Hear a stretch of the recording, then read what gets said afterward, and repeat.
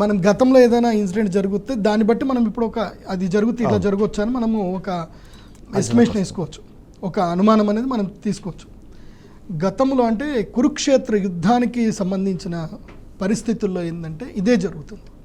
ఏదైతే కురుక్షేత్ర యుద్ధానికి మొదలు శ్రీకృష్ణుల వారు సంధికి వస్తారు. అప్పుడు సంధికి వచ్చి సంధి అడుగుతారు, 5 ఊళ్ళు ఇవ్వు చాలు, ఇంకేం అవసరం లేదు, ఈ యుద్ధం వద్దు, ఏమొద్దు, 5 ఊళ్ళు ఇచ్చేసేయు, వాళ్ళకి వాళ్ళు ఉంటారు, మీకు మీరు ఉండండి అని చక్కగా చెప్పడానికి కృష్ణుడు వస్తాడు.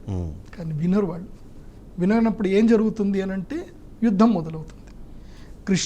కృష్ణుని ఎప్పుడైతే బంధించారో కృష్ణుల వారు విడిపించుకొని తర్వాత వెళ్ళిపోతారు కృష్ణుల వారు. కానీ ఆ రోజు రాత్రి సంఘటన ఏంది అంటే కనుక ఒక గరుత్మంతుడు, ఒక గరుడ పక్షి వచ్చి కురుక్షేత్రం యొక్క జెండాను ఎత్తుకొని వెళ్ళిపోతుంది, విరిగిపోతుంది, జెండా విరిగిపోతుంది. ఇది కురుక్షేత్రానికి సంబంధించిన ప్రధానమైనటువంటి జెండా పతాకము విరిగిపోతుంది, ఎగిరి తీసుకొని వెళ్ళిపోతుంది అనమాట. నక్కలు బాగా అరుస్తాయి, భూమి కంపిస్తుంది. సో ఇది జరిగితే ఏమని అంటే శకునము. అప్పుడు దుర్యోధనుడే తన నోటితో అంటాడు, నేను శకునాలు సరిగ్గా చూడట్లేదు అని ధృతరాష్ట్రుడు అంటూ ఉంటాడనమాట.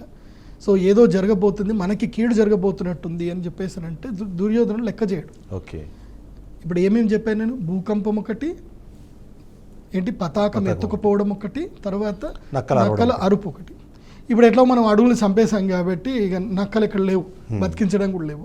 ఆ నక్కలు ఎక్కడో మన గోటికాడనే ఉన్నాయి అన్నమాట. నక్కలు మన దేశ విద్రోహ శక్తులే నక్కలు. ఆ నక్కలు అరుస్తూ ఉన్నాయి, మన దేశాన్ని నాశనం చేయడానికి కొన్ని నక్కలు ఈ మధ్య గట్టిగా అరుస్తున్నాయి, మీడియాలో అరుస్తున్నాయి. సో మన దేశ సమగ్రతను కాపాడడానికి భారతదేశంలో చట్టాలు కొన్ని రూపొందిస్తే కొన్ని నక్కలు అరుస్తున్నాయి, ఆ నక్కలు కనిపించాయి. తర్వాత ఏమైంది, భూమి కూడా కంపించింది. మొన్న మధ్య మన భాగ్యనగరంలో కూడా లైట్గా భూకంపం వచ్చింది, భూమి కంపించింది, కానీ చాలామందికి తెలియదు. భూమి కంపించింది, భాగ్యనగరంలో కంపించింది, మనకి ఎక్కడక్కడ భూకంపాలు అయితే జరిగాయి. సో చూస్తున్నాం ఈ గత 15 రోజులు. ఏది షష్టగ్రహ కూటమి, దీన్నే షడ్గ్రహ కూటమి అంటాం.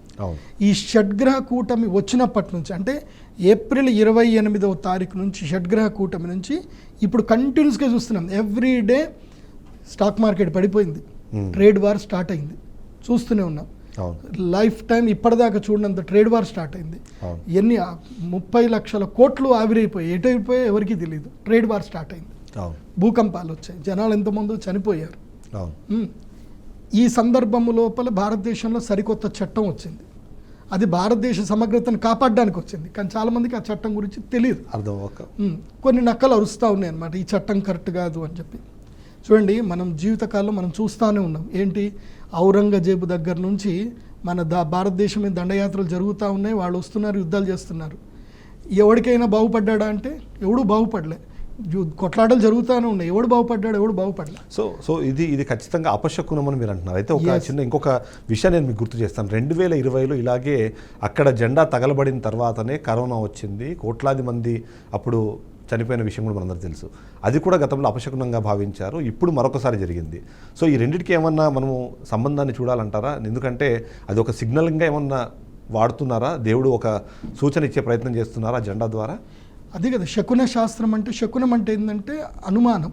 సో అనుమానం అంటే ఒకటి చెప్పడం అన్నమాట. డెఫినెట్లీ శకునం అంటే ఒక సిగ్నల్ ఇవ్వడం అన్నమాట. ఇప్పుడు నేను ఇది జరుగుతున్నది ఎందుకోసం అంటే, ఇది 1972లో ఇందిరాగాంధీ గారి సమస్యలో ఆ సందర్భంలో కూడా ఇదే జరిగింది, పూరిలో జరిగింది కాబట్టి అప్పుడు ఎమర్జెన్సీ వచ్చింది. ఇప్పుడు మళ్ళీ కూడా భారతదేశానికి ఎమర్జెన్సీ వచ్చే సిచ్యువేషన్స్ ఇక్కడ ఉంటాయి. మెయిన్గా ఏంటంటే ఈ సిమ్టమ్ ఏదైతే మనకి ఇది కనిపిస్తుందో, ఇది మనకి ఇస్తున్న సిమ్టమ్ ఏంటంటే భారతదేశము యొక్క సమగ్రతకి సమైక్యతకి భంగుపాటు ఇక్కడ జరగబోతుంది. దుర్మార్గులు మన మధ్య మనకి గొడవలు పెడతారు ఇప్పుడు. సో ఇది మనకి భగవంతుడు సూచన ఇచ్చాడు. ఇప్పుడు భారతీయులందరూ సమైక్యంగా ఉండవలసిన సమయం ఇది రాంగ్ టైం. ఎందుకోసమంటే ఇప్పుడు కరెన్సీ రేట్ పెరిగిపోయింది, భారతదేశంలో ఆర్థిక మాంద్యం వస్తుంది. ఎందుకోసమంటే మన దగ్గర ఉండేది కరెన్సీ వాల్యూ తోటే కదా ఏదైనా. సో ఆర్థిక మాంద్యం ఏర్పడే అవకాశాలు ఎట్లుగా కనిపిస్తున్నాయి. సో ఇప్పుడు ఈ దేశము లోపల భారతదేశ సమైక్యతని గనక భంగుపరిస్తే ఇక డివైడ్ అండ్ రోలు మనం ఈరోజే చూసాము. డిఎంకే ఏదైతే తమిళనాడు ముఖ్యమంత్రి గారు ఏమంటున్నారు, మీకు ₹1 ఇస్తే మీరు మాకు 29 పైసలు ఇస్తారా, మా రాష్ట్రం మాకే కావాలి. డిఎంకే పార్టీ వాళ్ళు స్టార్ట్ చేశారు. So divide and rule start అవుతుంది.